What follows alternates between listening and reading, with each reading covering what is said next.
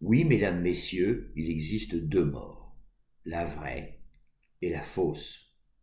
La vraie, c'est celle découverte par Sapiens, Néandertaliens et Dénisoviens, dès qu'ils ont commencé à enterrer leurs amours avec respect.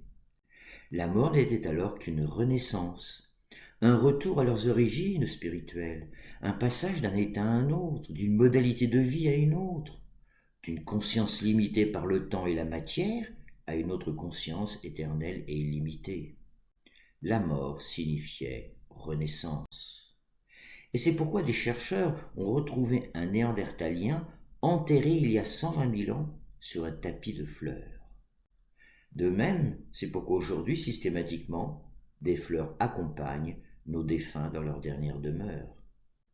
Parce que la fleur rappelle le printemps et symbolise donc la renaissance.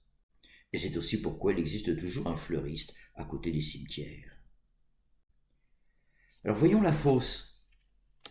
D'abord celle des religions, surtout monothéistes, avec le paradis et l'enfer, puis celle de l'athéisme découlant du scientisme matérialiste. Dans le cas des religions, si l'on n'obéissait pas, on irait en enfer. Dans le second cas, c'est encore plus simple. Après moi le déluge. Nous n'aurions qu'une seule vie, alors que chacun en profite. C'est le règne de l'égoïsme. Pourquoi ce mensonge d'abord religieux, puis recomposé en athéisme? Pour soumettre politiquement les peuples, bien sûr. Et là, je vous invite à écouter 2000 ans de mensonges politiques. C'est vraiment intéressant. À l'inverse, démontrer à un peuple qu'il possède la vie éternelle, que sa conscience ne s'éteindra jamais, qu'il est libre d'aimer comme il le souhaite, que la seule morale sur terre est celle d'éveiller en lui les valeurs universelles, qu'elles sont gravées dans tous les cœurs biologiques des citoyens, qu'il possède la compétence morale et la sagesse de se gouverner. Bref, que la démocratie directe, spirituelle laïque, habite le cœur des peuples. Alors ce peuple prendra son destin en main, instaurera la paix, la solidarité et le partage. Et ainsi l'humanité serait sauvée. Mais les puissants perdraient tout. La mort telle qu'elle est vécue aujourd'hui n'existe pas, et n'a jamais existé. Sans doute vous ne me croyez pas. Avançons. Depuis au moins 100 000 ans, nous sommes les seuls vivants conscients de notre mort. C'est un fait. Du jour où nous avons creusé des tombes pour nos amours, nous avons fait l'expérience de l'illimité, l'infinité, l'éternité et l'inconditionnalité, pour nous aimer les uns les autres. Pas d'amour sans amour éternel et inconditionnel. Pas d'amour sans éternité. Nous étions donc animistes. La mort n'était alors qu'une amie qui libérait l'âme de ses limites terrestres. Face à la mort, nous faisions sans doute la fête dans la joie et l'harmonie à l'idée que notre défunt retournait vers ses ancêtres. Nous savions que la vie sur terre, aussi magnifique soit-elle, n'était rien sans la mort. C'est la mort physique qui a permis à la vie sur terre de sans cesse évoluer et réaliser l'espèce humaine encore inachevée. Comment je le sais? Mais il suffit de se poser la question. À quoi pensons-nous quand nous enterrons un être cher à notre cœur?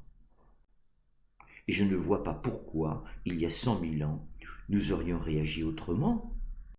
Nous étions achevés à tout point de vue. Puis il y a environ 5000 ans, des religions organisées, hiérarchisées, souvent de manière malveillante, s'appuyant sur notre dimension spirituelle innée, ont inventé le paradis et l'enfer en vue d'instaurer la crainte d'un au-delà terrifiant pour mieux soumettre les peuples, les pauvres et les ignorants. Propriété, pouvoir et dette vont apparaître au profit d'une minorité et ouvrir l'ère d'une involution spirituelle et morale, je l'ai nommée la chute néolithique. Nous étions alors civilisés, nous nous sommes barbarisés dans la violence, la cruauté et l'égoïsme, jusqu'au point aujourd'hui de nous autodétruire.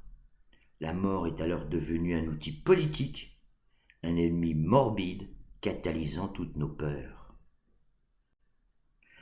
J'en ai pour preuve les 3 mensonges de saint Paul, lesquels n'ont jamais cessé de se recomposer, toujours en vue de soumettre les peuples. Premièrement, celui de la femme. Je cite saint Paul. « Que vos femmes doivent se taire dans les assemblées, elles doivent se soumettre comme le dit la loi. » 1 Corinthiens 13:34. Ainsi la moitié de l'humanité était déjà soumise. Secondement, s'agissant de l'autre moitié, je cite, « Que toute personne soit soumise aux autorités supérieures, car il n'y a point d'autorité qui ne vienne de Dieu. Et les autorités qui existent ont été instituées de Dieu, car les magistrats sont des ministres de Dieu entièrement appliqués à cette fonction. » Romains 13. C'est clair. Le troisième, contenu dans les deux premiers, va donner naissance à la monarchie de droit divin. Et il va durer 14 siècles. Ainsi, les riches sont riches et les pauvres sont pauvres selon la volonté de Dieu. Car les pauvres seront riches dans le paradis, mais à la condition, bien évidemment, qu'ils se taisent ici-bas. Leur recomposition donne ceci aujourd'hui. Il est naturel, volonté de Dieu, qu'il y ait des dominants et des dominés, des savants et des ignorants, des riches et des pauvres. Encore une fois, vous êtes invités à écouter 2000 ans de mensonges politiques. C'est ainsi que nos sociétés se sont métastasées par 3 cancers. Le cancer social, par le pouvoir absolu sur autrui, nos habits, les bêtes, ainsi que les richesses et les ressources de mère nature, laquelle, face à notre soif insatiable, ne nous souffre plus, ne nous supporte plus, et nous l'a fait savoir récemment par la bouche de nos scientifiques. Puis le cancer des inégalités, à cause du caractère illimité tant de la propriété privée que de production. Nous l'avons vu avec notamment Proudhon. Les riches ne cessent de s'enrichir et les pauvres de s'appauvrir depuis toujours. Seule exception, petite exception, les 30 Glorieuses suite à 4 années de guerre et de souffrance. La souffrance est en effet partageuse. Enfin, le cancer économique, gangréné par la spéculation issue de l'égoïsme, qu'il ne faut plus confondre avec l'investissement. Celle-ci fait de l'argent avec de l'argent, tandis que celui-là s'engage à produire des biens et des services utiles au bien commun des peuples. Cependant, pour fortifier ces 3 cancers, il fallait supprimer, d'une manière ou d'une autre, l'idée d'éternité, de conscience éternelle, de volonté cause d'elle-même, et illimitée, de libre arbitre, de morale vitale et de transcendance innée, bref, d'effacer notre dimension spirituelle à jamais. Le point de départ réside dans la question de l'après-mort, l'enfer, le néant ou la vie. Évidemment, la réponse officielle jadis, l'enfer, et actuelle, le néant. Car l'enfer et le néant ferment toute possibilité de la présence d'une dimension spirituelle. Oui, l'enfer puis le néant furent d'excellents prétextes pour soumettre les peuples.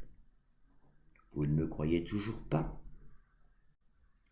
Alors pourquoi encore aujourd'hui la pensée scientifique officielle refuse encore d'étudier les expériences de mort imminente, les EMI, malgré un nombre considérable d'expériences observables et de témoignages?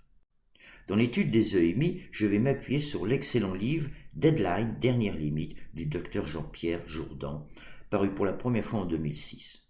Un ouvrage réédité que je conseille vivement pour celles et ceux qui souhaiteraient aller plus loin. En effet, l'auteur a produit un travail sérieux en la matière durant une vingtaine d'années.